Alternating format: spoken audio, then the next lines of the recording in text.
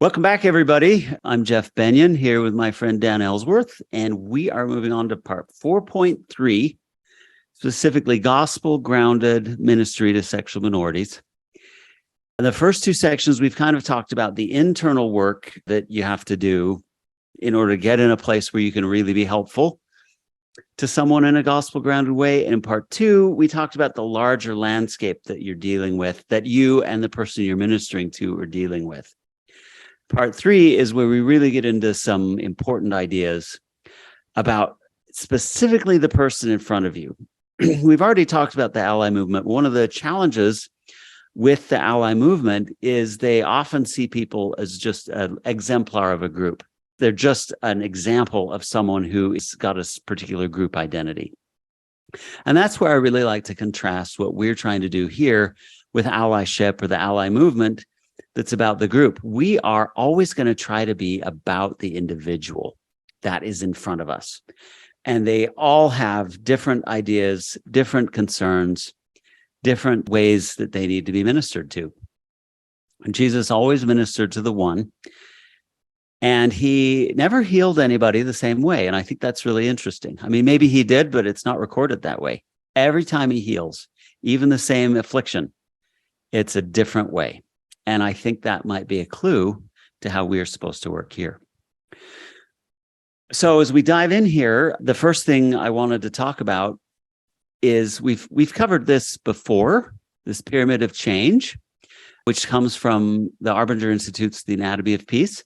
And it's important to assess where you are with the person in front of you in the pyramid of change. The further down this pyramid you are, the more it is about the work you do within yourself at the bottom here. And the more it is about basic building blocks to help this person know you care. You really can't change any minds or hearts until you get higher up this pyramid, till the person really feels like you understand them and care about them and know and see them specifically. And so that's really where you've got to do the work. Some of you know I'm a part-time counselor. And so I'll have parents come and say, well, how can I get my kid to do this or that? And that's really the wrong frame. This is the right frame. How do I build enough trust so that my child will be open to my perspective is the way we really should be asking that question. And that's true for if you're friends, if you're a parent, if you're a family member, if you're a church leader. I think that all goes. And the other thing the Arbinger Institute talk about a lot is how we really should be spending most of our time on helping things go right. There was a general conference talk by a women's leader who talked about catch your children doing something right. And this is the same idea. Whatever the person's dealing with that you're trying to help, they are going to improve by building on what they're doing well. First and foremost. And it's those internal positive resources which will help them change some of the negative things that are going on. But it's also true, we don't want to see people as a broken mess. Even if sometimes they might look at that at our first glance, they're going to feel that. And they're ultimately the ones that have to make the change. And the fact of the matter is, if someone is breathing and their heart is pumping, more is going right with them than wrong, which they can't see, maybe even more than you can't see. And so helping people see what is going right with themselves and the resources they have and the abilities they have. They might feel like they're in the wrong body or everything's wrong. But if they're breathing and their heart is pumping, their cells are doing all kinds of fancy biochemistry that we don't even fully understand. So there's a lot going right with them. And that's an important frame I think we want to bring into this discussion too. The next one is, it sounds obvious, but we want to ask lots of questions. One, because you need to get to know this person in front of you. But additionally, you want to help broaden their way of thinking. And we talk about this further later on, but questions are open in a way that declarative, preachy statements you might be tempted to give won't be with the person. And it helps them know you care because you're interested about them. You know, sometimes we're uncomfortable in a certain situation. We're going to bust out the platitudes. We're going to bust out Gosh, I should probably do a whole thing on the things sexual minorities have heard that aren't helpful. Oh, it's just like any other single person in the church. Oh, everybody has their challenges. The problem with those is, one, they're true, but two, they often can lead the person to feeling diminished or not seen, not important, dismissed. And the fact is, anybody coming to you with this issue probably feels like it's overwhelming, it's difficult, so they don't need it to be diminished, even though they might be making a bigger deal out of this than they should. That's probably true too. But how you go about that, we're going to get into some specific details. And let's do it right now. Again, this person in front of you, as we just said, has some painful and confusing experiences that they probably haven't entirely made sense of. That may especially be true if they think they have. Oh, I've already dealt with that. Oh, I've already thought about that. File that away, take them at their word, but don't believe that 100%. Just put that on your tentative skeptical shelf. And that's where you might be able to help by asking some more questions. They've brought to you and to themselves this set of stories that they have that powerfully shape their experiences with past and current, with God, with how they see life and their own lives as fair or unfair, how unhappiness and happiness are supposed to work, and how they're working with them and how they're working with everybody else. They've got perceptions about that, which may or may not be grounded in reality, the way themselves and other people should be and act, how people should act towards them, how they should act towards other people. Those can create self-fulfilling prophecies, ideas about mental health, wellness, love that intersect with their gospel discipleship, and again, how they interact with other people. Yeah, and these last ones are pretty important. If somebody has a view of mental health, that mental health just means being validated all the time. Mm-hmm. Feeling validated, that's mental health. Feeling accepted by other people, that's mental health. Well, then you're harming my mental health if you right. make me feel bad, right? There's going to be issues there. Yeah. And so if people have internalized those messages about what it means to be mentally healthy, then having any of those things challenged or having them not happen, wow, you're harming my mental health. Yeah. So that speaks to a larger, we could probably do a whole series on questions around how people frame mental health nowadays. Yeah. But it's important. Yeah. And of course, they may have been in certain worldviews, like Marxist ally message, but not limited to that one, that may close them off to be able to feel or experience certain things with you. Right. We've talked in an earlier session about my friend's daughter who was queered and then decided everything was oppressive to her. Every message was, you're different, you're not accepted. And it was very hard to break through that. Its ideas are very powerful. And I'll just say, in our last presentation in 4.2, we kind of broke down just sort of the Marxist assumptions. I'd refer people back to that. Okay. Yeah. Take it away, Dan. Okay. So when we talk about, so here's another question we need to ask, when we talk about what exactly am I walking into when I'm interacting with another person? Someone's come out to me. Someone's come to me as a church leader. Right. Whatever. Mm-hmm. Yes. So one of the things that we are walking into when we interact with another person, especially in that situation, is their cognitive behavior and our cognitive behavior. All that means is how we think, our patterns of thinking that we engage in, things that we assume, and so forth. Patterns and even habits. Yeah. Yes. And some of those are very deeply ingrained. And therefore, we're not very aware of. We just think it's how the world is rather than a pattern we've come into that can be come out of. Right. Now, there is a kind of a subfield of mental health that is called cognitive behavior therapy. And in cognitive behavior therapy, what a therapist will do is they'll help somebody to identify cognitive distortions. Okay. And cognitive distortions are sort of, unhealthy patterns of thinking, sort of just traps that we fall into. Again, you might not be aware of them because you grew up in these patterns of thought. And so when we look at cognitive distortions, these are things that contribute to mental and emotional suffering, and they increase interpersonal conflict. And isolation. Yes, and isolation. And so sometimes when we talk about mental health, we almost think of it like a flu virus or something. Oh, I've got this diagnosed, and now I need to remedy it with some kind of medicine that the therapist gives me, right? But mental health, a lot of it is about our patterns that we engage in and how those contribute to our well-being. Now, validating somebody's cognitive distortions, in other words, if they are in really unhealthy patterns of thinking, and you validate those, and you might even think that you're being kind by validating somebody's cognitive distortions, but you're actually contributing to a deterioration of their mental health.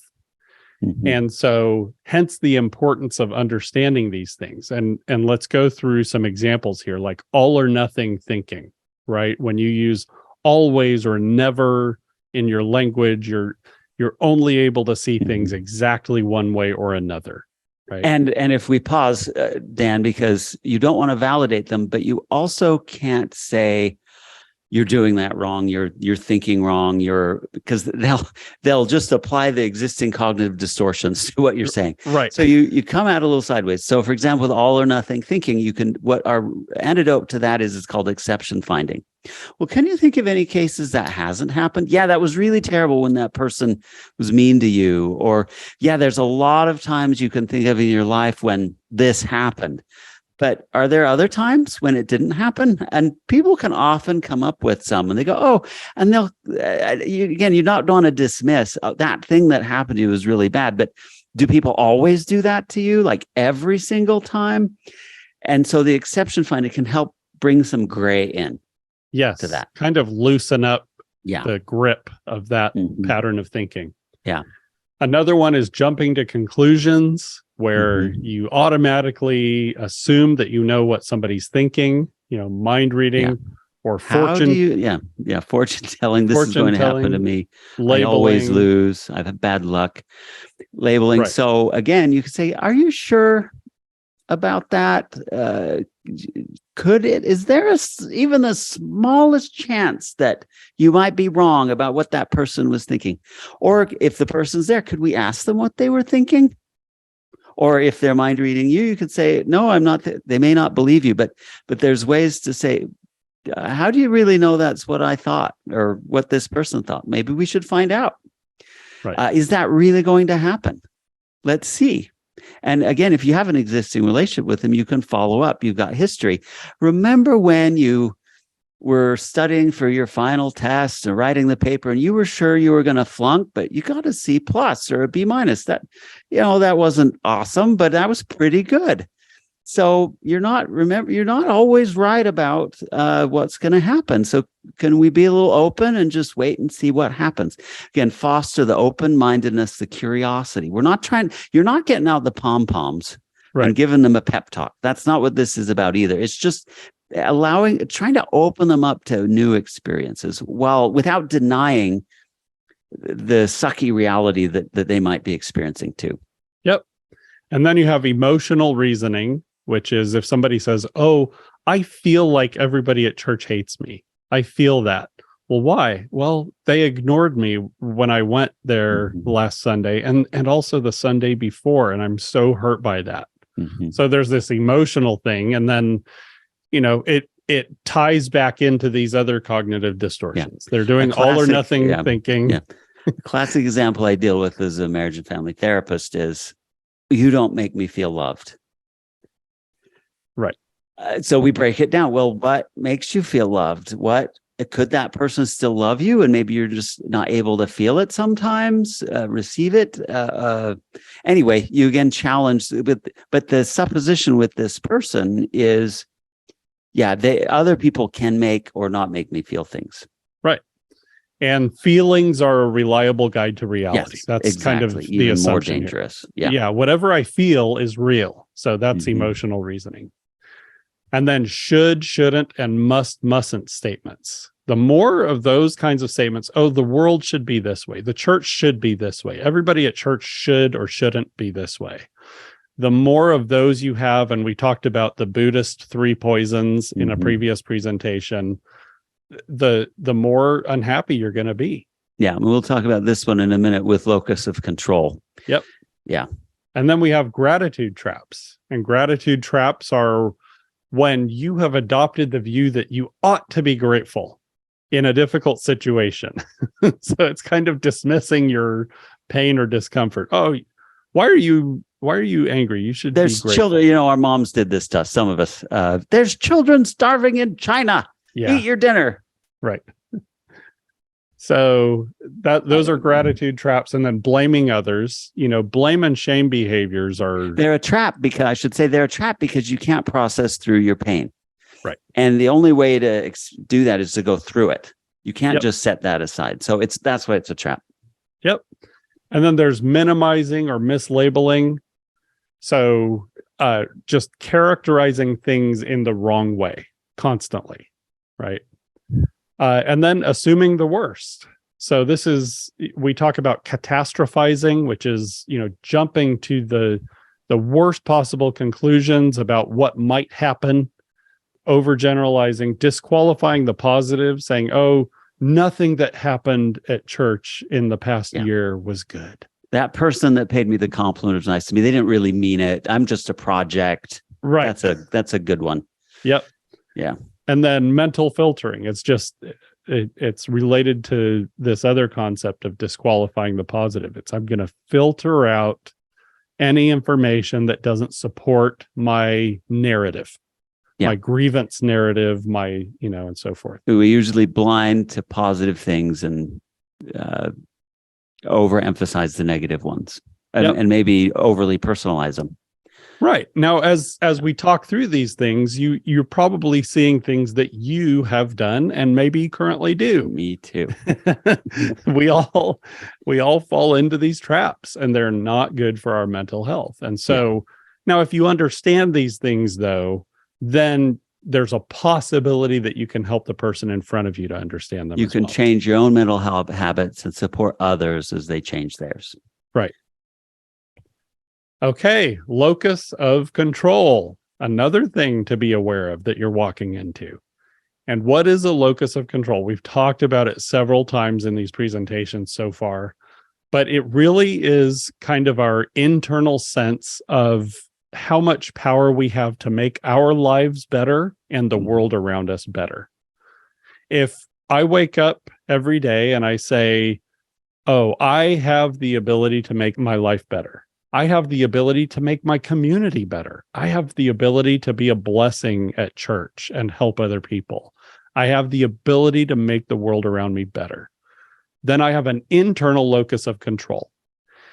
If I wake up and say, oh, I can't really do much of anything, it's powerful other forces outside of me. Those govern my well-being and the well-being of people around me and the world at large. So I'm going to kind of retreat and criticize those powers, whatever they are, and yell at them all day. Right. Yes. Which is what people do on social media. Yeah, right. It's victim mentality. Yeah. So external locus of control is not good for your mental health. So examples of external locus of control are saying things like, as soon as blank changes, I can be happy. When other people perceive me in blank way, then I can be happy. When others validate me, then I can be happy. Or my happiness depends on other people or institutions doing things differently. So now, internal locus of control, we're going to be saying things like, I am empowered to improve my experiences of life. Or I am empowered to develop wonderful, fulfilling relationships. Or my joy does not depend on people or institutions doing anything different than what they are doing. Right? I am empowered I can Yeah. I can live my best life. And whatever happens, I can handle with with the resources and people and support I have around me. I can handle the fact that there's still millions of people who won't endorse my identity, or some people still disagree with me. Whatever it is, I can still live my life in a less than ideal world. You can see how some of those ideas about fairness can really get in the way here. Yes. If we wait until things are going to be fair, we're going to be unhappy for a long time.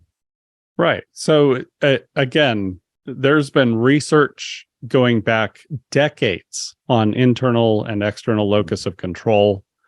External locus of control is associated with decreased life satisfaction, decreased mental health. Or physical health. Learned helplessness is another way we could talk about external locus of control. People are taught that they can't do anything, and they get pretty bad shape physically and mentally. Correct. Yeah. So this is something to pay attention to as you interact with another person. You know, if you're ministering to somebody, a sexual minority in the church, or anybody in general, basically, you can kind of see, listen to the statements that they make, and you can see, is this somebody with a healthy internal locus of control, or do they see everything associated with their well-being as being a product of what happens outside of them? If they have an external locus, you can validate some of their perceptions, but then try to move on to encouraging their control that they do have over it. So again, you're not getting out pom-poms, but, President Nelson said this about sexual minorities or whatever. Oh, I can see how with where you're at in your life, that could be difficult for you to hear. And so where can you go to get support? Where can you go that people do understand you or get you in a way you may see somebody else doesn't, right? Validating doesn't mean agree with, but you can help them in their pain. You can acknowledge and validate their pain or a sense of injustice or whatever it is, but then see if you can encourage them to see those areas that they can control. Yeah. Now I'm going to say, quickly, while we're on this subject of locus of control, a shining star in the scriptures on locus of control is Anna the prophetess in the book of Luke. It says that she was a widow and basically living single for most of her life. I mean, decades. A long time. Yeah.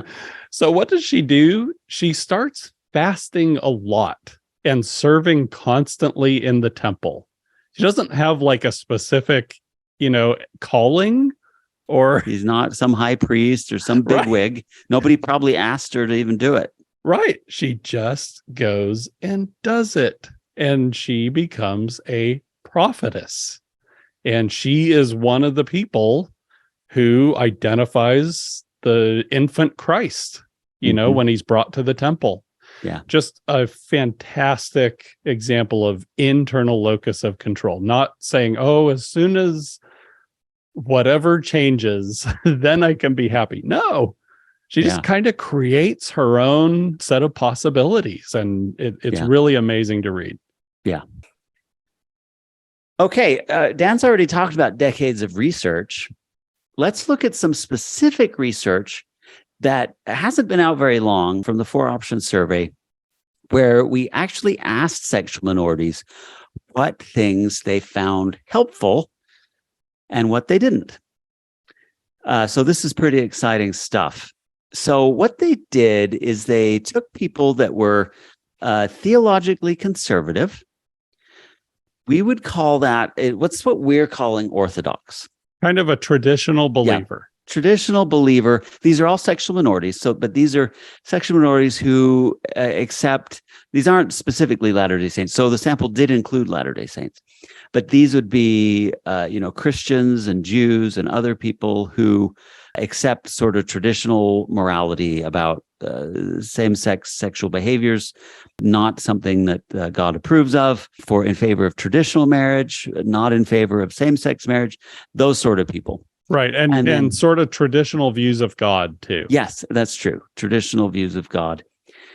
Theologically non-conservative, we might call them more progressive, more open to some of the more modernizing impulses we find in the church. And then non-theological, these are atheists, agnostics, those sort of things. They don't have much belief in God at all. So then what they did then, so they took these three, they sorted the people in the 4-option survey, and I've got a link to the actual study in the notes. What they did is they sorted everything that these people did or tried that was either positive, which I've highlighted in green. Blue is more positive than negative, but it wasn't necessarily statistically significant or huge. Yellow was more negative than positive, but maybe not super bad. Statistically speaking, it wasn't super clear. And then red was unambiguously unhelpful. What's really interesting is things that there's some things that were over. You see a lot of the greens. There's a lot of things that work for anybody. So again, we've said who's sitting in front of you. Well, in the green ones, in theory, you can do that with anybody. The ones that are green in all three columns, I should say, you can try that with anyone. And then the ones in red are things that are negative. And what I think's interesting is you can already see there's a lot more greens and blues among the theologically conservatives. I couldn't fit this all on one slide and have it be reasonable. So that's one thing that's interesting. And then the non-theological are the least open to many of these interventions. So I think that's interesting. Now, if the person you're ministering to is a Latter-day Saint, then the non-conservative option is going to be, definitely a lot more difficult. That approach to sexuality is going to be a lot more difficult than if they're part of an evangelical church that is just kind of whatever about everything. Right? And some of them make sense. Like here, this one prioritized religious identity. It's obvious that is quite helpful, though not as statistically significant. That means you can see the standard deviations here. Some of these have pretty wide standard deviation, and that probably means we need some more specificity. In other words, it works really well for some people and really not so well for other people. There's a broad range. So the standard deviation's interesting to look at here too. That's why I included it. But prioritizing religious identity, it makes sense that someone's theologically conservative, that would work. For the non-conservative, it probably is going to depend on what religious community they're part of. Yes. And you can see how someone who's not religious would not respond well to encouraging them to prioritize their religious identity. Right. That one's kind of obvious. But it's interesting, too, how they are not very open to learning how others may have approached diminishing their same-sex attraction. They're really not open to that. But on the other hand, I don't know that it's that important to push because it's not all that helpful for the theological conservatives either. But some of these ones that are green in this column and are red or yellow in the other columns are what interest me. Again, higher power. And there are some that are harmful to theological conservatives and apparently maybe positive for non-theological. This one, again, is probably obvious. But what's funny is in my field of mental health, I can't tell you how many clinicians will say, oh, you're gay? You should go have same-sex sex. They actually will tell this people. I have one colleague who, when he was in therapy, his therapist actually gave him the names of some people he could call to have sexual experiences with. Don't do that if you're right. But I know some over-enthusiastic moms who will try to line up men they know with their sons or whatever. Again, probably not a good idea. It's not even really a good idea for these folks. So, and these two columns are the world we're probably swimming in, everybody listening to this. So that's where you want to be careful. So I've pulled out of the chart. These are things that are going to be universally helpful. Everybody pretty much finds these helpful, no matter where they're at theologically, religiously. And you see there's a lot to work with here. If you're looking at this as a minister to one of these people, these are things that are very helpful for people that you're going to be dealing with. And some of them are not always so obvious. What does assertiveness have to do with any of this? Well, we don't have to go into that, but these are universally factors. Yeah. Here's some factors that are uniquely helpful to the theologically orthodox. Surrendering to a higher power, that's kind of obvious. Sexual fantasies are not helpful here. So making attempts to limit that are helpful. And learning how others reduce or shift to their same-sex attraction. So if you know who's in front of you, if they really do glom onto the church teaching around the proclamation of the family, gender, sexuality, then these things might be helpful for them to do. And some of these things you can even do with them. Yeah. So you kind of have to understand where people are spiritually. Do they really believe? How deep are their convictions? And because if you're not sure, don't try these. Right. But if you are, they could be very uniquely helpful too. So there are some factors uniquely harmful to the Orthodox. I think most of these are obvious, though the third one won't be obvious to some of my clinical colleagues. Encouraging them to have same-sex sex, we talked about. Encouraging them to use pornography or just using pornography, the theologically Orthodox say is not helpful for them. But also affirming or encouraging them to be proud of their attractions is going to be counterproductive. So with this population, this is why the pride parades and the flags, we talked about this earlier, don't resonate often with the theologically Orthodox because this just isn't something they understand as something to be proud of.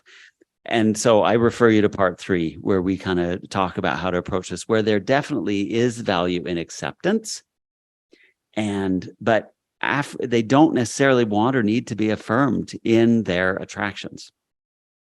And then here's some factors that are harmful to everybody. And I think a lot of these are not really surprising either.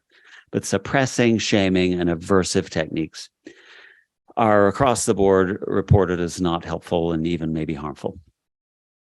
Let's bring a very wise church leader into this, President Eyring. This is from a talk of his called "And Thus We See, Helping a Student in a Moment of Doubt." And now he's talking to religious leaders, but it applies to anybody wanting to minister to someone who's having challenges around their faith or their faith with their sexuality, integrating that. Though he's not specifically talking about that, and he's talking to seminary and institute teachers, but again, I think this applies to all of us. You and I can do better if we do not stay long with what those we minister to, I added that, I changed it, see with what those we minister to see as the source of their doubts or issues or concerns or pain. We must listen long enough to show that we care, that we understand, and that we are not troubled by what troubles them. But their problem does not lie in what they think they see. It lies in what they cannot yet see. And so we do best if we turn the conversation soon to the things of the heart, those changes of the heart that open spiritual eyes. There is so much wisdom in this quote. And so you're not going to sit in front of a sexual minority and say, you're wrong about this, you're wrong about that. Sit there and, using the discernment of the Spirit, ask if there's something you can help this person see or share. So yeah, you may want to bear testimony or you may want to say something, but it's probably going to be something that might not be directly attacking or refuting what they're saying. But there's a little interesting postscript to this, Dan. When you Google this quote on the internet, this quote itself is an example of not being able to receive or understand certain truths. Because when you Google this quote, ex-Mormons cite this as an example of church leaders encouraging each other to lie or cover up problems in the church. Okay. And now, do you see them saying that?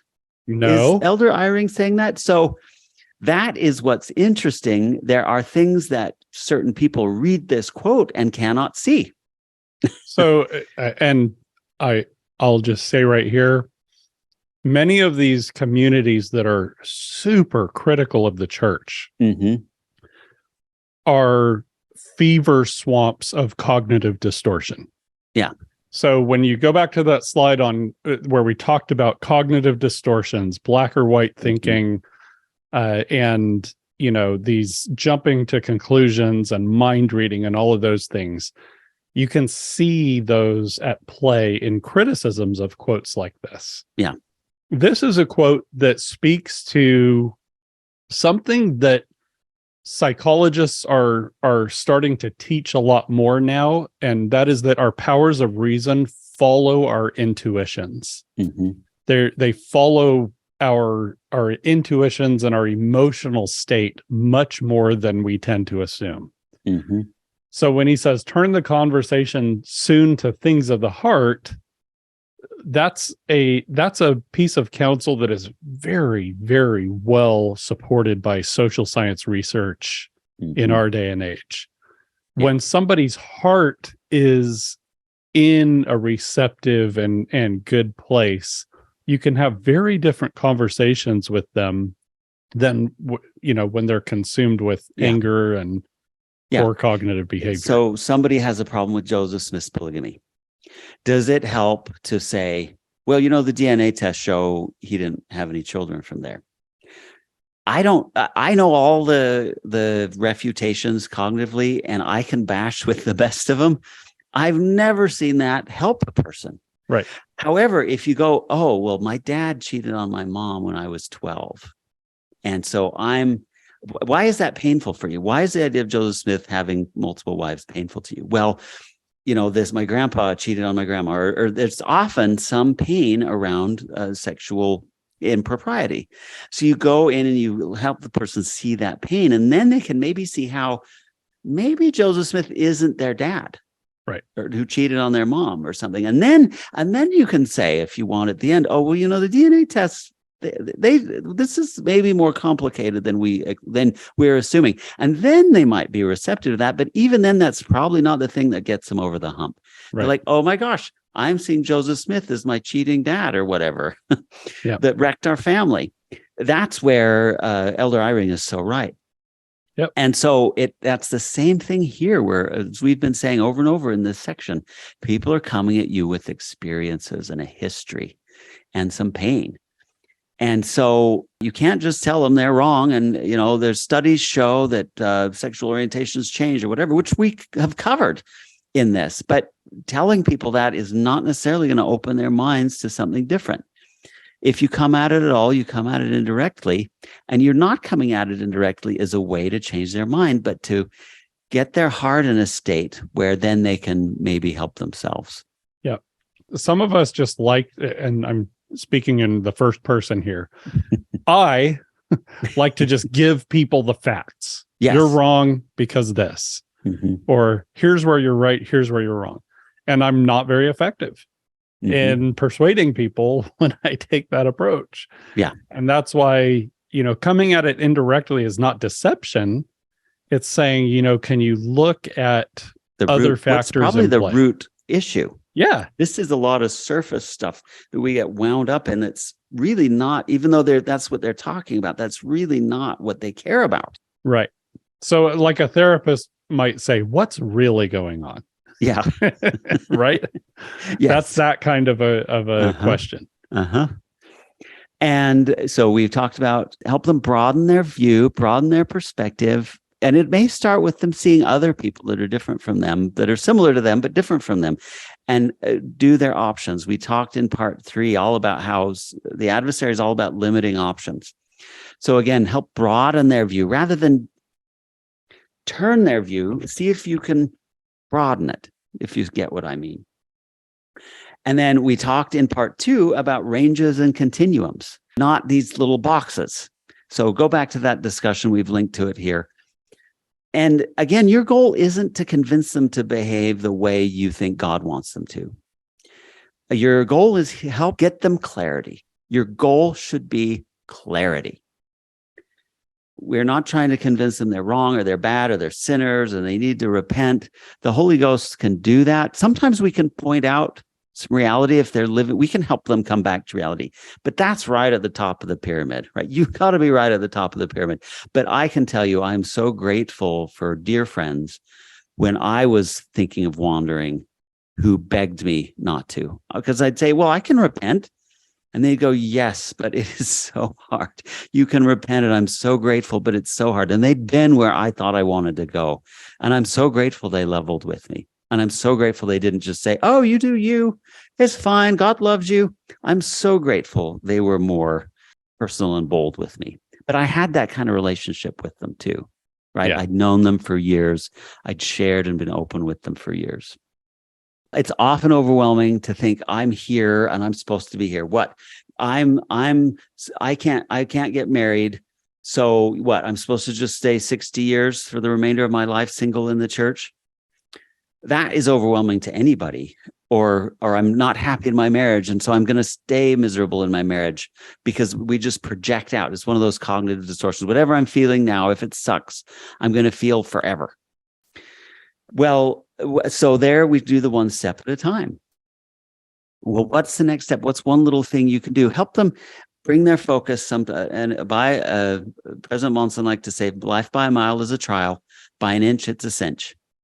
And so help the person think about what's the one thing you can do. And that has a momentum of its own. When people start feeling good about themselves and they see the little changes, that builds momentum.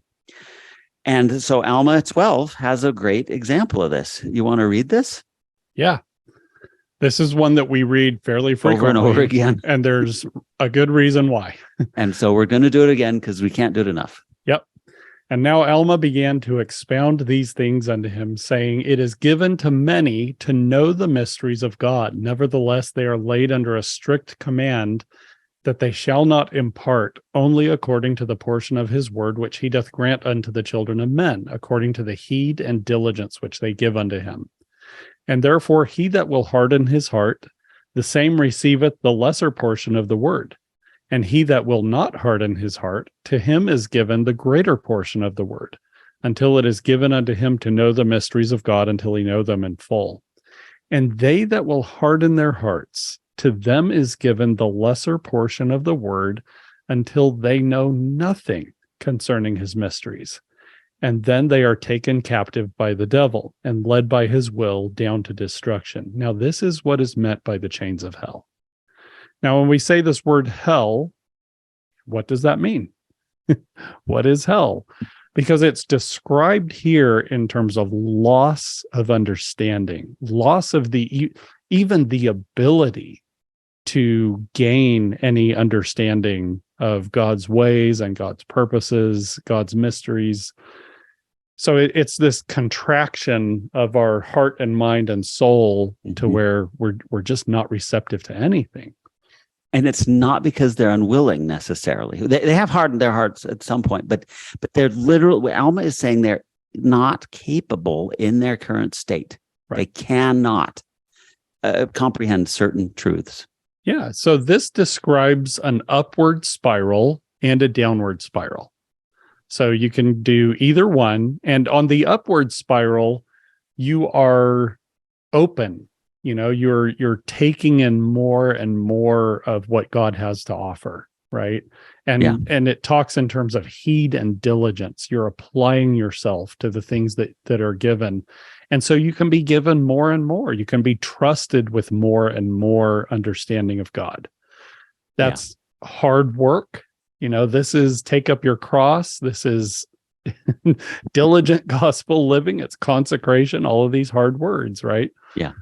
And the downward spiral is just the hardening of the heart. I can't receive that. I don't want it. The more you exercise that muscle, the less you will be given in terms of gospel light until you have none of it. Which is hell, which is this gaping, gnawing lack. Yes. It's a bottomless pit of need. Yep. You just become a very needy person without understanding. And you're stuck. You're literally captive. Yep. So this is a passage that we quote often and for very good reason. A lot of us have actually been on both the upward spiral and the downward spiral. I have. So it's funny. I go back and read in my journal about when I was in some of the downward spirals, and I just, there are things I didn't understand, and I was not stupid, but I just couldn't. There was no way I was going to get it. Right. Yeah. So again, with the person in front of you, where are they at in that spiral? And which direction are they moving? And you're going to have to calibrate what you say to your assessment of where they're at. What can they really receive at the moment? This, again, we're not telling you to lie or just dodge the subject, but there's some things they're just not going to understand.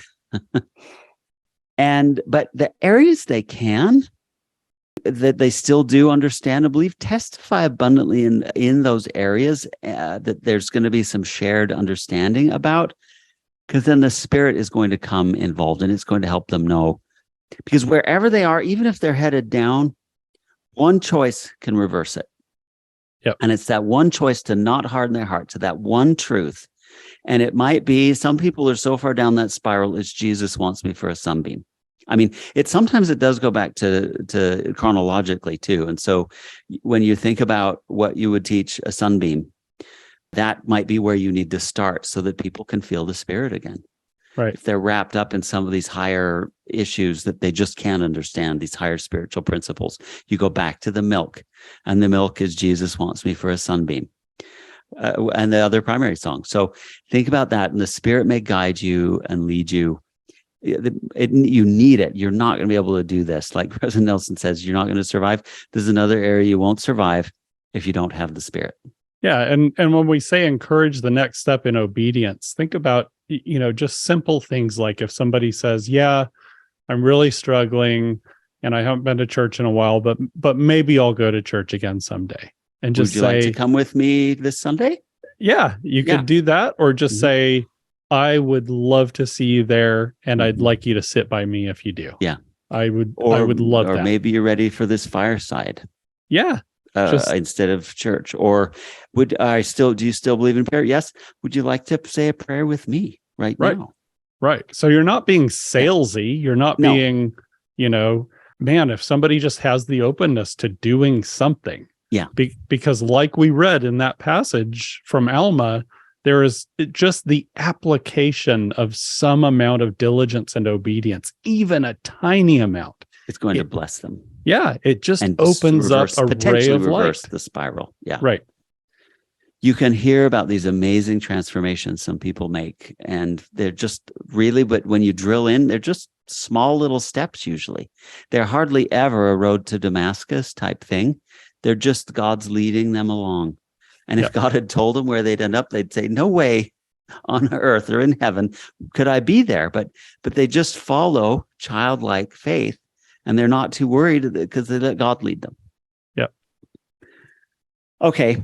And so when you're talking to people as well, sometimes we can sugarcoat things, and it's not always helpful. So Tyler Glenn, Neon Trees singer, came out as gay, and he's a Latter-day Saint. So he was Mormon, he was gay, and people said, yay, Mormon church loves gays, and you can be gay and a Mormon. Well, depending on what both of those terms mean, Mormon and gay, you can. But nobody really asked Tyler, I guess, or explained to him what that meant.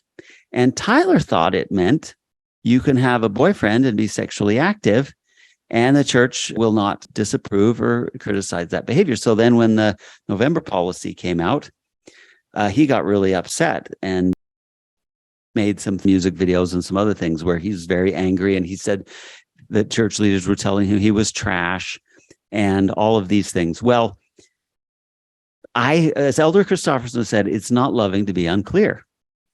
And so a counterexample to Tyler Glenn is a friend of mine named Beckett Cook. He's a Christian. He's not a Latter-day Saint, but he's a Christian like we are. And he was gay, a Hollywood set designer in Hollywood. He was in West Hollywood, which those of you that know is a gay haven in the LA area. And he's at dinner or lunch at this restaurant with some friends. And there's some Christian missionaries sitting at a table across from them. And they've got their Bibles out.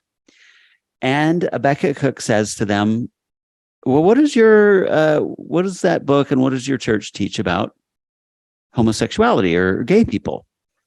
And the missionaries said, Well, our church teaches that sexual behavior with the same sex is a sin, but would you like to come to church with us? We'd love to have you come to church with us and worship with us. And so he did. And he had an incredibly powerful spiritual experience and changed his life and made some incredible sacrifices in all kinds of ways with his career and so forth that changed this. So we don't need to apologize or be shy about sharing saving truths. At the same time, we shouldn't be shy about inviting, right? They didn't just say, you're a sinner, you're going to hell. They said the behavior is not something we believe God approves of, but come be with us, come worship with us. We're all sinners. We're all sinners in different ways. We're all just learning to get closer to Christ. So come with us and be part of our community. And we always need to follow the Spirit with those invitations to help people feel included and loved to the best of their ability and willingness to do so. So be like the Becket Cooks missionaries and not like the people that were talking to Tyler Glenn. Of course, I don't really know what happened to Tyler Glenn, but that's just for what I saw.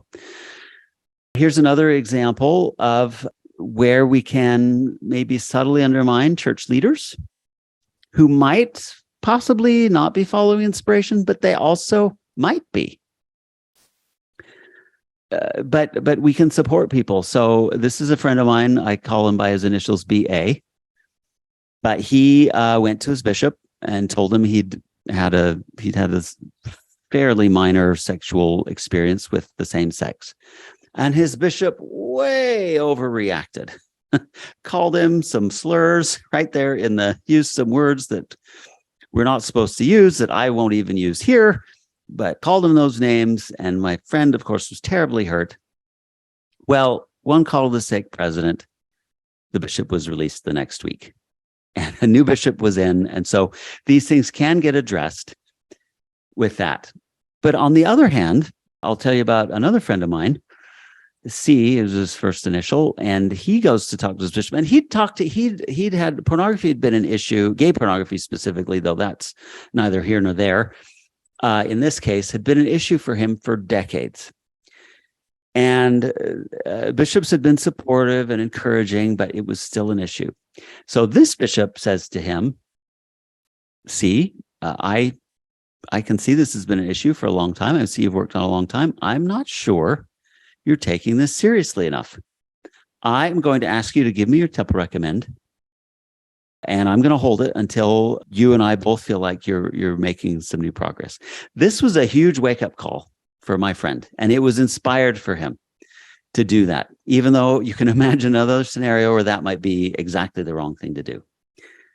Like this person I know who disclosed same-sex attraction to just having the feelings. He hadn't acted on them, and this bishop still called a disciplinary council and excommunicated him just for having the feelings. So we sometimes dismiss all of these experiences as bishop roulette. We say, oh, you got bishop roulette. But I just want to say we can overreact. And yet we can also, sometimes those things that seem harsh might be wise. Like I have two young men that I know who acted out with each other, and they each went to confess to their bishops, and one got a slap on the wrist. He couldn't take the sacrament for a couple of weeks. The other one, he was on informal probation for over a year. And at the time, I'm like, wow, that's pretty harsh for the one that had the informal probation. But what's interesting is that one's still in the church, and the one who got the slap on the wrist isn't. So now I'm not so sure. This is where I don't know that we can judge. So be careful before you throw church leaders under the bus. But you also might need to get involved, like the way my friend BA's did when we called the stake president, and he intervened with the bishop. So keep both of those possibilities in mind. But I want to finish with a happy story where I was sitting in ward council once, and there was a less active member we were talking about, maybe who still had a testimony, still wanted to be involved. And we're like, well, how can we involve him? And then somebody said, well, he is gay, so I don't know what he can do. But the primary president stood up and really advocated for him. He happened to play the piano, and she's like, he can play the piano in primary. Let's do it. I think there's no reason why we can't have him in primary there, where he can experience the hymns and experience some of those primary hymns that Jesus wants to do for a Sunbeam thing. So I just thought that was, yeah. By the way, there are a lot of people who say that primary piano player is the best calling in the church. There are. Like, there are people who swear by it. They say it is the best calling in the entire church. Mm-hmm. That's just a tangent, but anyway. Well, that's awesome. My wife loves being the chorister in primary. But that's another one. Some of us tend to be musical. So I love it when instead of finding reasons to not include, we find reasons to include. And, some people are under membership restriction, they can't hold a calling. We'll talk about this later, but they can help clean the church. Maybe they can still come to the cannery.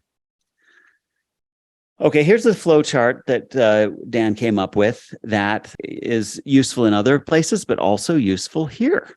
Yeah, so you start here. Now, what we're talking about is as you approach the possibility of having a difficult conversation, right? Mm-hmm. You're exploring a difficult question with the person in front of you. You start with this question: does this person have a relationship with Christ? Because they might and they might not. Mm-hmm. They might. And it makes a world of difference. Yes, it makes 100% of the difference. If somebody talks about Jesus in the abstract, Jesus was somebody who we read about in the Bible. And Jesus, he did this, did that. People say this and that about him. And yeah, that's about all I know about him, right? What I've read in the scriptures. They're going to be in a very different place in terms of their openness and receptivity versus somebody who says, I have personally experienced the atonement of Christ in the context. Yeah, in my life. In the context of my church service, I've seen lives changed through the atonement of Christ. I know the Christ personally, right? If somebody is speaking that kind of language, then you have very, very different possibilities. Now, if they do not have that relationship with Christ, you might just find out, are you open to seeking Christ on a personal level? Not just, this Jesus of my feelings that right. Always tells me what I want to hear, right? Mm-hmm. But really understanding the Christ. And if they're not, you just give them a hug and say, I love you. Hope you'll always consider me a friend. Because that's really, you can't go much further than that as far as a difficult question. Yeah. Now, if they are open to seeking the Christ, then you support them in their faith. You help them find supportive friends and resources and help them think through their assumptions as they are willing. Now, if they do have a relationship with Christ already, then you can proceed. Hey, are you open to examining or interrogating your own assumptions and narratives?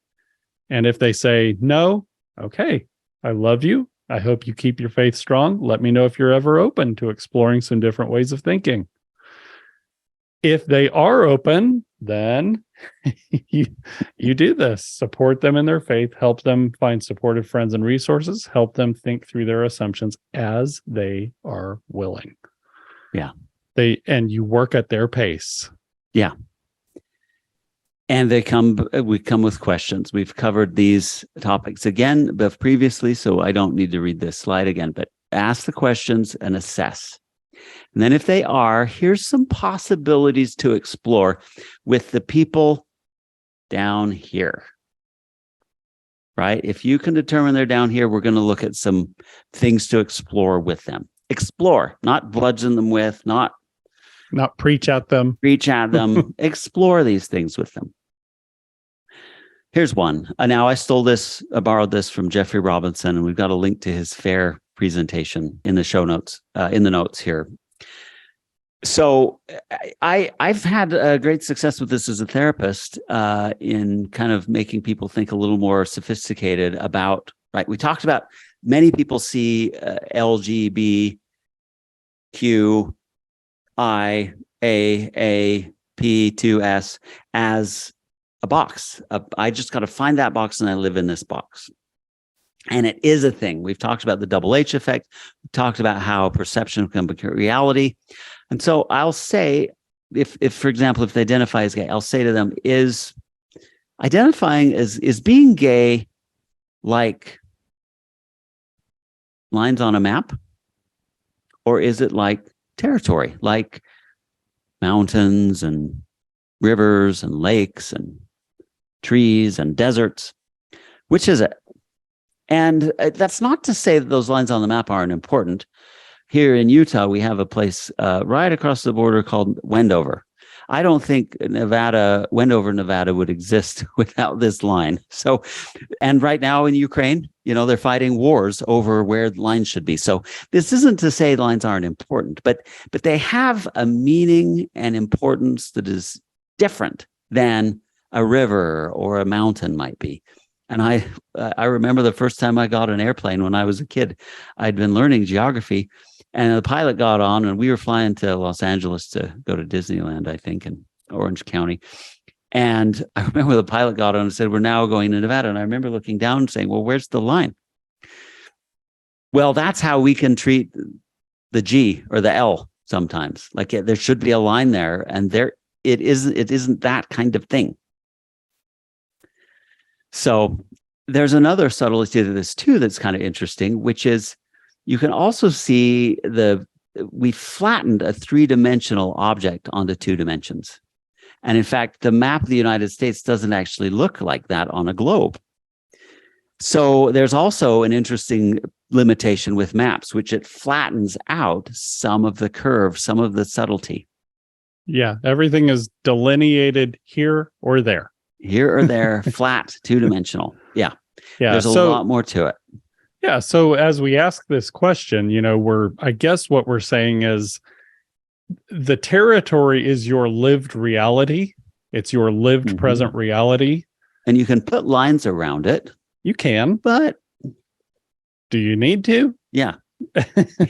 Because everybody wants to draw lines on your lived reality. Popular culture does. And various movements in the world. They want to say, here are the lines that delineate all aspects of your lived reality, right? And before someone can consider whether they've put that line in the wrong place, they need to see that it's a line. Yeah. And so this helps them do that.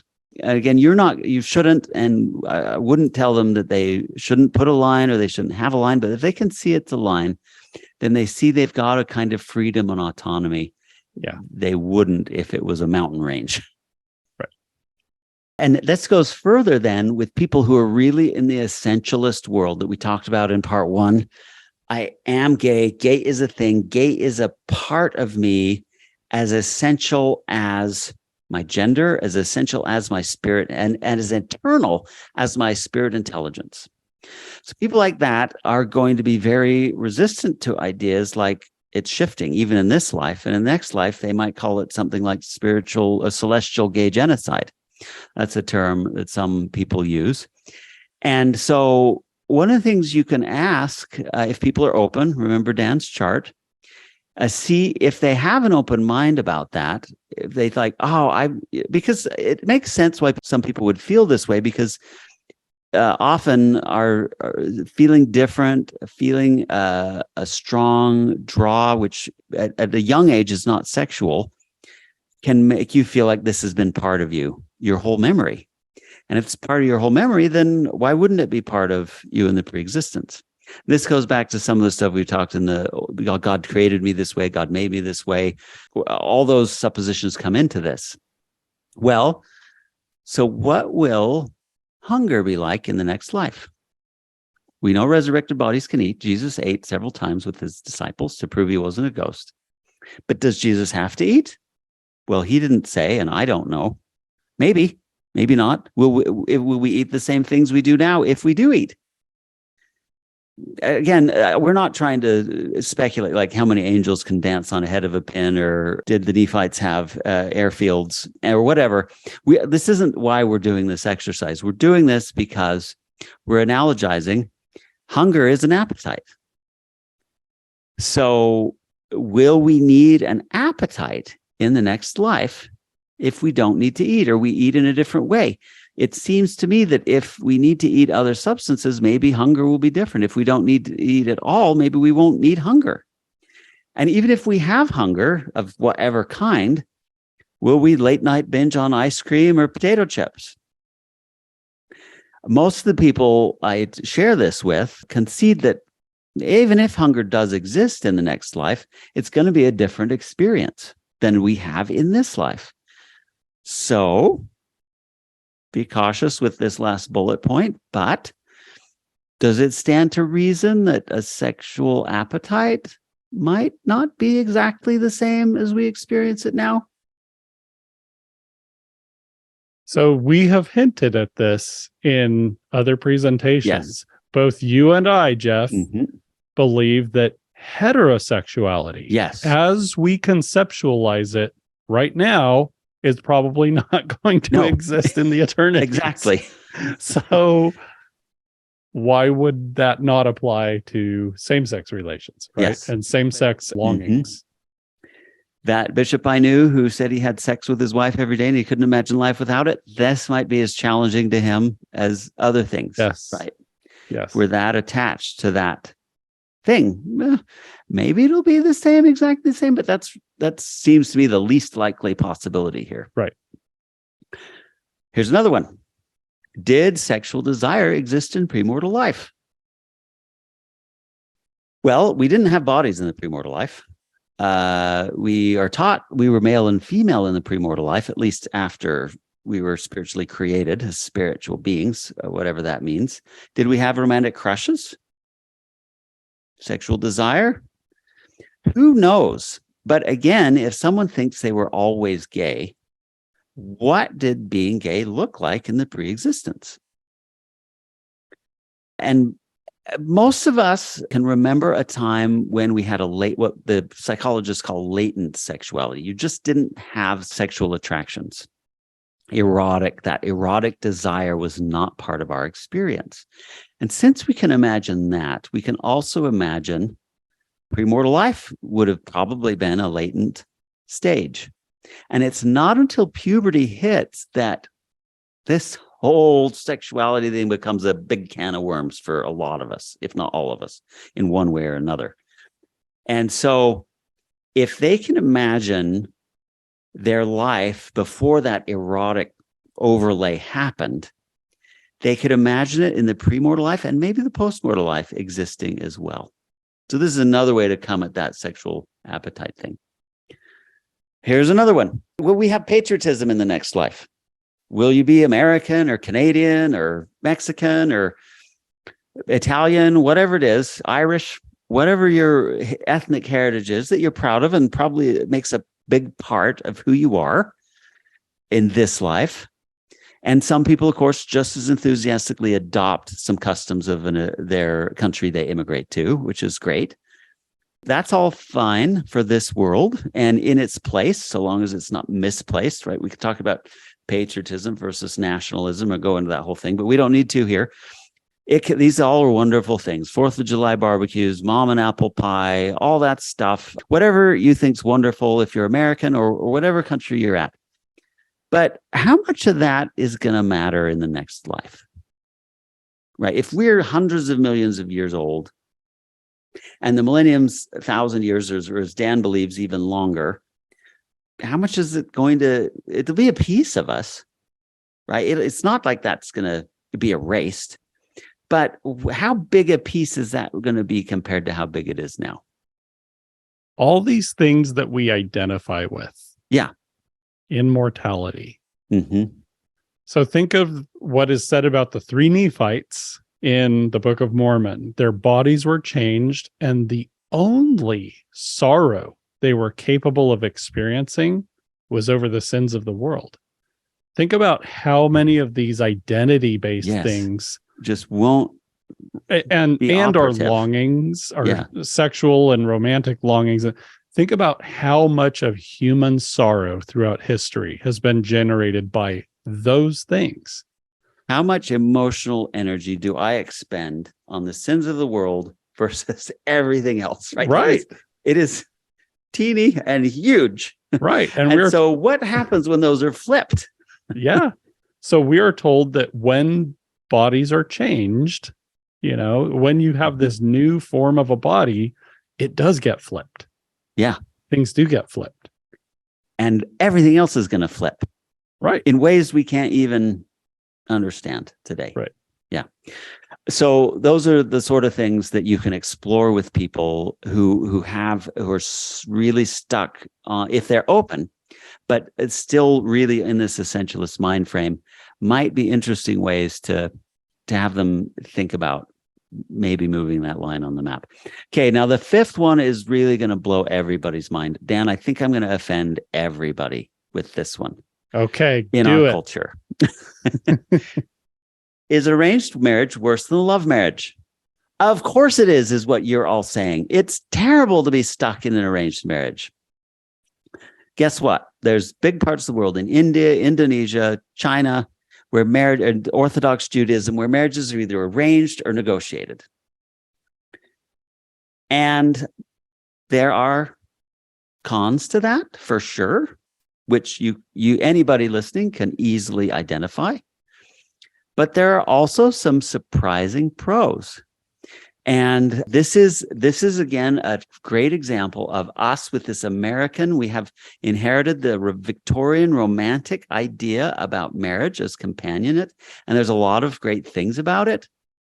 But is it something God has ordained? All right, now I've really stepped in it. Right. God has ordained marriage. Has God ordained the form of marriage that is culturally dominant in this culture and country right now?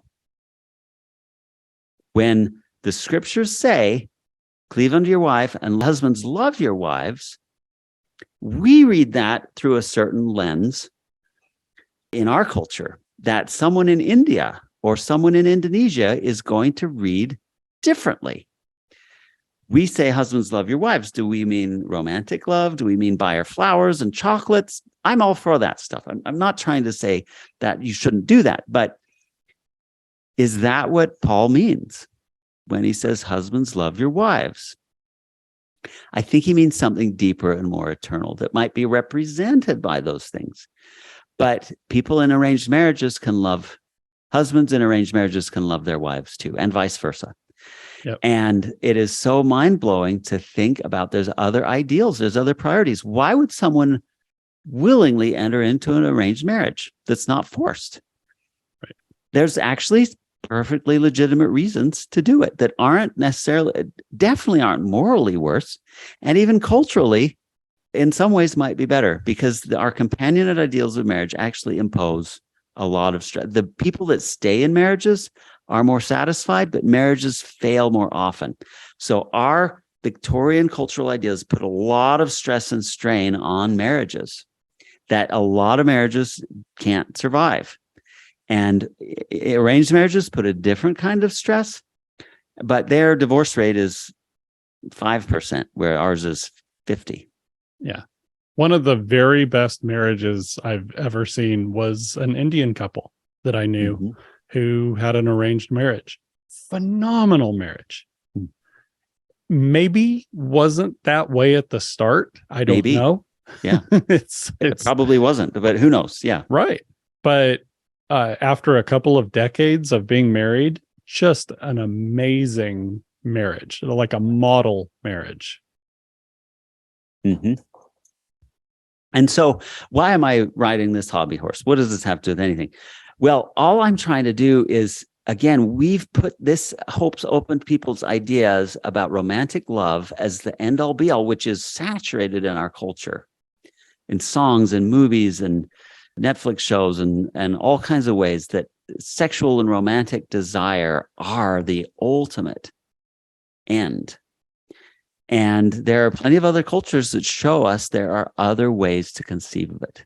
And if there are other ways to conceive of that, there's other ways to conceive of your own situation, whether that's single or married, or single thinking about being married. What kind of marriage does that have to be that makes it right or wrong kind of marriage? There's a lot more options here than might be obvious. Okay. Then let's go back to those cognitive distortions that Dan talked about. How can we help people think realistically? And we've covered a lot of these already. So we're just highlighting them again in this slide because while some aspects of the person you're helping, their circumstances may not change, how they think about them, how we think about them, how we help them think about them have a dramatic effect on their happiness and well-being. Maybe more than the thing itself. The way we think about it is a bigger issue. Suffering's inevitable, but some of it's optional. And this is where I raise my hand again as someone conflicted. As I look back at my own life, certainly suffering is sanctifying and blesses us. But there's also a lot of suffering I carried that was unnecessary. Me too. Me too. And we still need to look at that compassionately for ourselves, right? That's not yet another reason to beat ourselves up. But it is a question to ask ourselves sometimes, is the suffering I'm going through now necessary? No, I tell people all the time, if I could go back in time 20 or 30 years ago and talk to my younger self and not change anything about my life at all, right? But just say, here are some other ways of thinking about what's going on. It would make, huh? Oh my word. I could prevent a massive amount of suffering if I could have just thought about life differently than I did.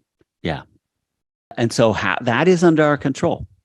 How we choose to think about things, how we story things, our ability to restore things is limited by our creativity, but we can help people do that.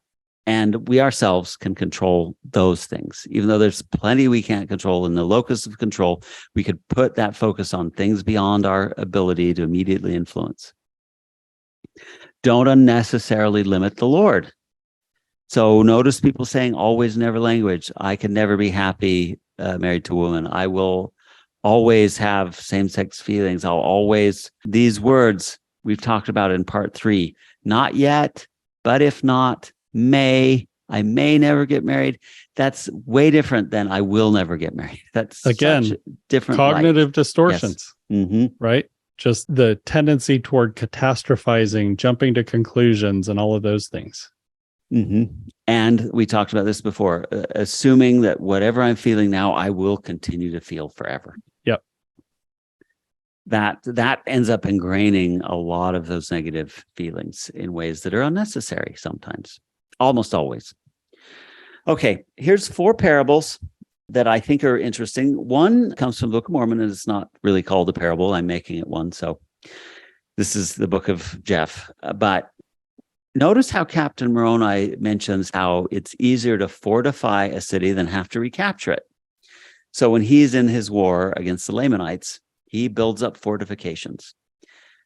I think we need to be thinking about this in the church, and that is reason A, bold, big face, exclamation point, why we're doing this whole series, right, Dan? We want to fortify people so that they're equipped to not just come back, which we love when people come back to the church, but avoid them from leaving in the first place, while they still have some influence of the covenants, while they still have some influence of their church community, while they have some influence of the Spirit in their scripture reading and their fasting and their prayers.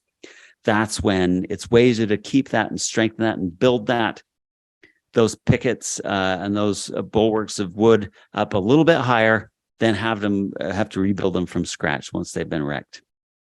So that's parable 1. The other 3 are parables Jesus shares, and he does these in this very order, which I think is interesting. The lost coin, the lost sheep, and the lost son, or what we call the prodigal son. In the first case, the woman loses the coin through her own negligence. The coin didn't lose itself, right? She lost it. So she rips the whole house apart until she can find it. In the second case, the sheep was unconscious, unaware, and wanders off. So strictly speaking, it's sort of the sheep's fault because with his own 4 feet, he wandered off. But he didn't mean to leave. He's not like, forget this, I'm out. He just didn't pay attention. He was munching on the grass and munched on some more grass. And before he knows it, He's somewhere else.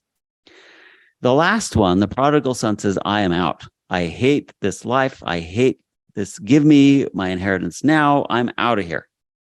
So he willingly chooses to leave. He still doesn't know what he's getting himself into, as we learn later, but he makes a choice that is fully his with the awareness he has at the time. The problems come when we treat the lost son like a lost coin. We just upset people. Or we can treat a lost coin like a lost son. What is it? Where is it? So as parents, we want to protect our children. We want to prevent bad things from happening to them. The unfortunate thing we all have to confront is all our children are going to leave the nest someday. So the best thing we can really do is equip them with tools they can use. So prepare rather than protect. We want to fortify rather than isolate them. And that's true. So that's Captain Moroni's lessons. And these other lessons, if the people we love are away now and lost in one way or another, how we help them. So see if you can determine where they're at, and that will determine the kind of efforts you use. Even though in the last case, you'll notice that the father was watching for his son from afar off. And as soon as he made efforts to come back, the father runs to him. And so we need to maintain relationships with our loved ones, friends and family, so that when they make that move back, we are aware enough of it that we can run to them. And then remember, we're not just teaching, we're ministering. This means it's more about what we do than what we say. Sometimes the most powerful and healing thing we can do is just sit with people in their pain, help them feel seen and heard. You don't have to fix anything. And that's why sometimes we can shrink and hold back, not because we're disgusted by the person necessarily, but we just don't know what to do. We don't know what to say. That's the beauty of this. You don't necessarily have to say or do anything. Just be with them, sit with them. For this population, a lot of physical affection can be really important. Not always. You want to ask. You want to get consent. Would you like a hug? Could I give you a hug? But often we are touch deprived. And so these physical affection can be. So my friend Blake loves to tell the story of how loving his bishop was when he was going through hell. My friend Blake has same-sex attraction, but he was worse than that. He was going through a terrible divorce. The spouse was saying all kinds of terrible lies about him that was really isolating. And so his bishop included him. His bishop went over and helped him, picks up his yard. He invited Blake over to his house to work on the car. His bishop taught him how to change his oil. He taught him how to do work, and he gave him lots and lots and lots of hugs. This bishop changed his life through showing him love. Now, bishops can't do that to all their congregants, all their ward members, but we can as ministers. Somebody can do that for somebody. And so that's why I say don't be afraid to invite and ask for help. My friend Blake went over and helped his bishop out as much as his bishop came over and helped him. And that was as meaningful to Blake to feel like he had something to contribute, that his bishop wanted his help and could use him. So we're not just serving, we're ministering by asking people to serve us sometimes too. Anyway, it's a beautiful story that I love to share. Just a note about suicidality. Sometimes we will encounter people with different degrees of suicidal feelings. There's some good research that talks about these concepts of perceived burdensomeness and thwarted belongingness. Those are kind of clunky words, but I've come to really like them. If someone feels like they're just a burden to be around everybody, if they feel like their attempts to belong are unavailing, they don't work, these are the two biggest keys why someone would take their life. It's not actually because they want to die, but they think the world would be better off without them, and they've just not been able to break through. So there's a sort of helplessness combined with the sense that the world's better off without me. Obviously, both of those feelings are baloney, but if you can be attuned to those things and then help people see and help people feel that sense of belonging and help people feel why they can be a blessing to others. Some of them, when they have some mental illness, like depression, for example, it's going to be hard for them to see. It's going to be hard for them to remember. You might be the repository of memory for them in these times, because these distortions that come with some of these emotional states that people can find themselves in can really alter their thinking in some bad ways. In some harmful ways to them. And so you can be their memory sometimes. You can be their reminders of these things. So that's where the thought distortions come on. And sometimes if you've built that trust, remember the top of that pyramid, you can say something to them like, you feel like you can't go on. You feel like the world is better off without you. I understand for you, those feelings are overwhelming and you can't imagine anybody feeling anything else. But do you know me? Do you trust me? Then please trust me right now that there are things you can't feel, things you can't see.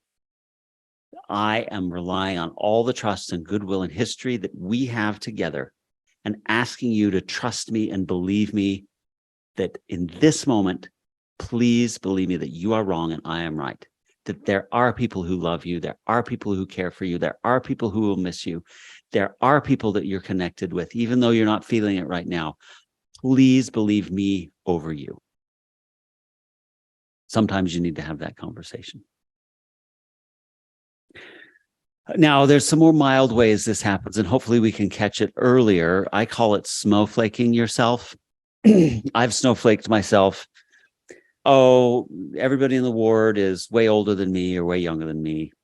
Everybody in the ward is different or whatever. Because snowflakes are unique. Snowflakes are unique, and nobody else can understand me or know where we are. So there is a practice or a mental discipline called identify instead of compare. Because while it is true that nobody truly knows what you're going through except God, there are still ways you can connect with anybody, no matter how different they are. And you can feel connected, and you can feel a sense of belonging, and that will make your life easier. When whatever it is we're going through is harder when we feel disconnected from ourselves and others. No matter what we're going through gets easier, no matter how hard it is, gets easier if we can feel that connection with ourselves and others. So identifying instead of comparing is a mental practice that helps us feel connected.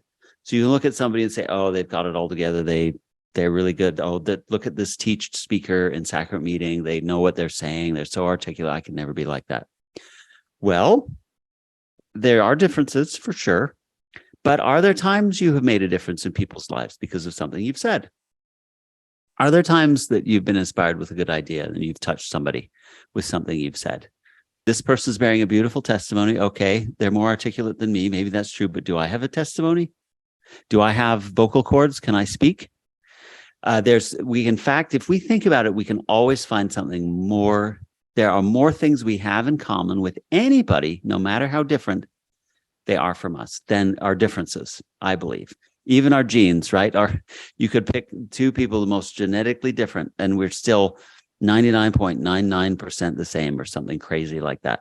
There is so much similarity. And again, I'm not trying to diminish the differences, but this spiritual practice will help us feel like we belong.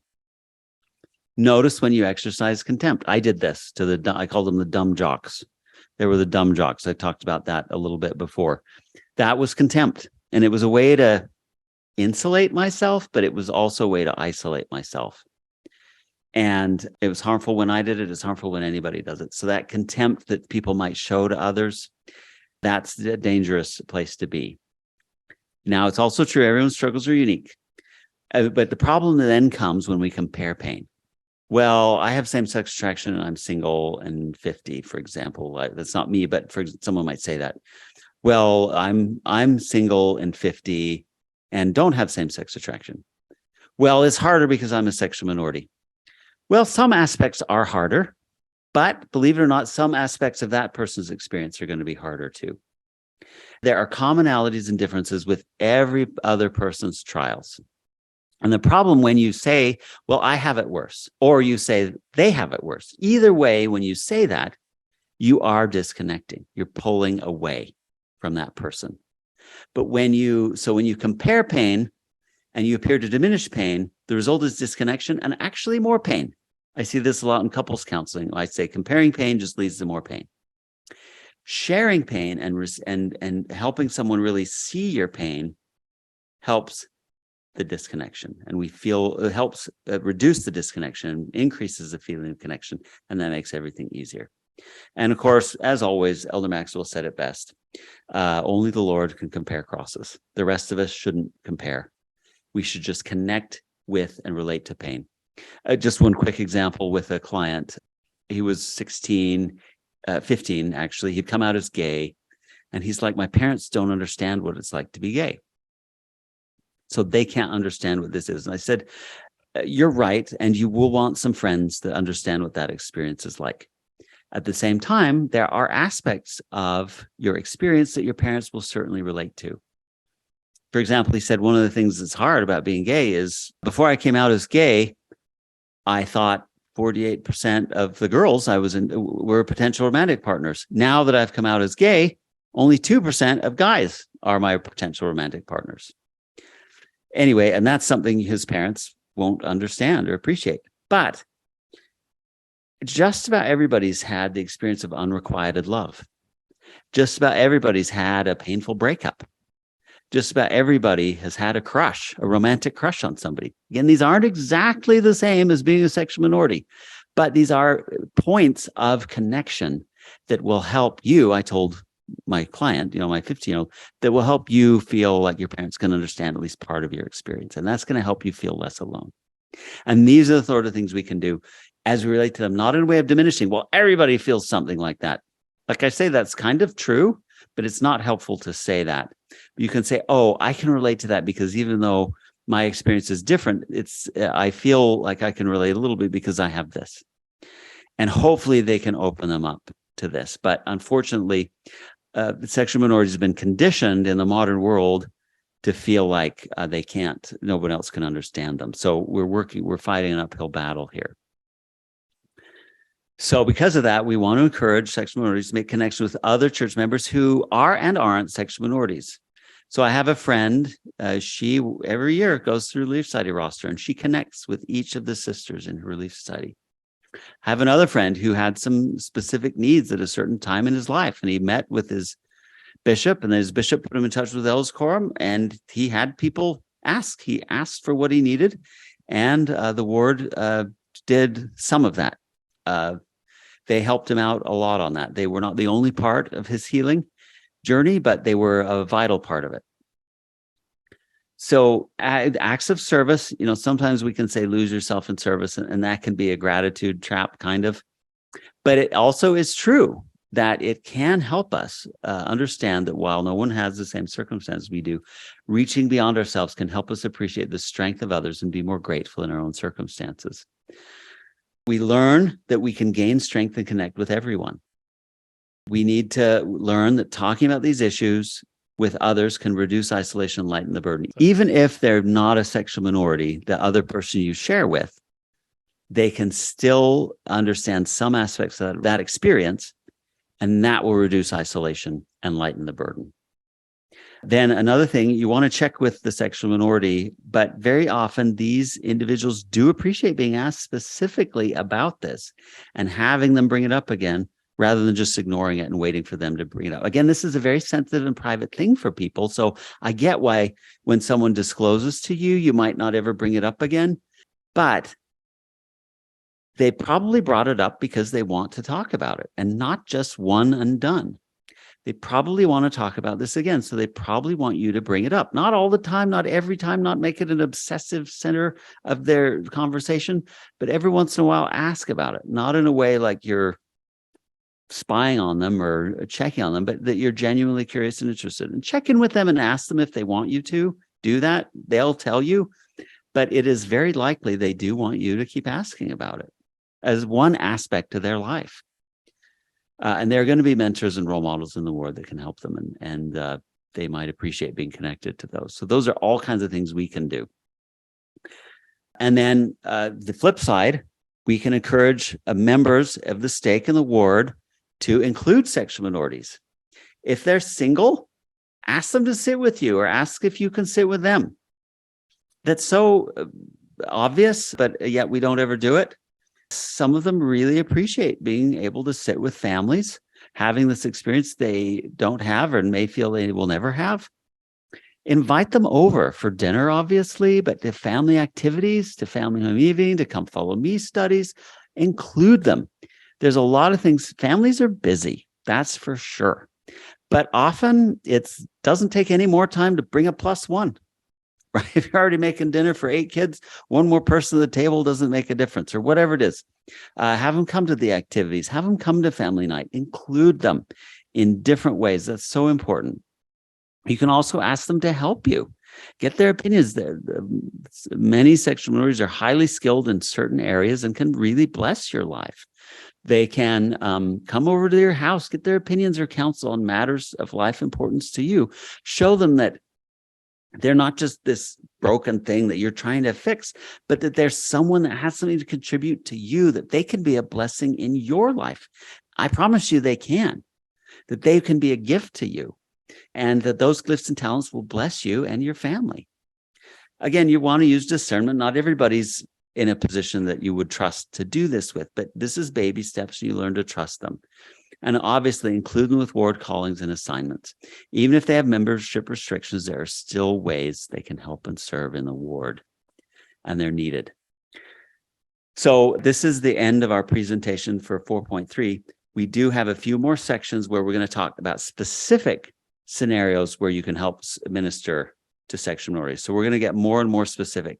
We're going to talk about how to minister to single sexual minorities. Then we're going to talk about those that are in mixed orientation marriages or married to the opposite sex, or might be interested in dating the opposite sex if they're not there yet. How do you support them? And then some specific case studies of specific scenarios that you might run into. So stay tuned for those if you're interested.